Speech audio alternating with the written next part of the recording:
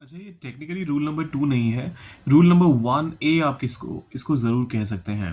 Rule number 1 तो यही था कि हर सब्जेक्ट आपको हमेशा ध्यान से देखना है, और अगर आपका सब्जेक्ट सिंगुलर है, तो आपका वर्ब भी सिंगुलर होगा, और अगर आपका सब्जेक्ट प्लूरल है, तो वर्ब भी प्लूरल होगा। लेकिन रूल नंबर 2 कहता है कि देखिए, वो बात तो ठीक है, लेकिन आई और यू, ये दोनों बेशक आपको सिंगुलर लगें सुनने में, पर टेक्निकली होते भी हैं सिंगुलर। जब मैं आई कहता हूँ, तो मैं एक ही इंसान की तो बात कर रहा हूँ, लेकिन फिर भी इनके साथ कुछ अलग व्यवहार होता है, कुछ अलग तरीके से इनको ट्रीट किया जाता है। इनके वर्ब में एस नहीं आता है। तो इस चीज़ को हमेशा दिमाग में रखिएगा कि जब कभी भी आप आई और यू का इस्तेमाल करें, क्योंकि ये फर्स्ट पर्सन और सेकंड पर्सन सब्जेक्ट्स हैं, तो इनका ट्रीटमेंट हमेशा अलग होता है। ये हमेशा अपने साथ प्लूरल वर्ब ही लेते हैं। अब एग्जाम्पल के लिए पहला एग्जाम्पल आता है, मैं रोज किताब पढ़ता हूँ। I read a book every day. S लगाने की जरूरत नहीं है। आई रीड्स अ बुक गलत हो जाएगा। दूसरा एग्जाम्पल कहता है, तुम अच्छे गाने गाते हो। You sing good songs. Again, you sings good songs, of course not, गलत होगा।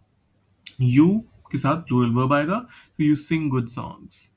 तीसरा एग्जाम्पल कहता है, मैं दिल्ली में रहता हूँ। I live in Delhi. No S, I live in Delhi. तुम यहाँ काम करते हो। You work here. You work here. मैं बहुत तेज चलता हूँ। I walk very fast. I walk very fast. तुम समय पर पहुंचते हो। You arrive on time. You arrive on time. मैं सब समझता हूँ। I understand everything. I understand everything. फिर आता है, तुम रोज ऑफिस जाते हो। You go to the office every day. मैं सुबह दूध पीता हूँ। I drink milk in the morning. I drink milk in the morning. अगला एग्जाम्पल कहता है, तुम किताबें पढ़ते हो।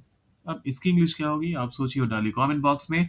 बस ये ध्यान रखिएगा, आई और यू के साथ कभी भी कोई भी आपका वर्ब एस ई एस वाला मत लगाइएगा। पास्ट में आई के साथ वॉज आता है, वो अलग कहानी है, उसके बारे में हम बाद में बात करेंगे। लेकिन बाकी कभी भी आपको किसी भी वर्ब का S E S form I और यू के साथ नहीं लगाना है। हमेशा ध्यान रखिएगा। मिलते हैं जल्दी।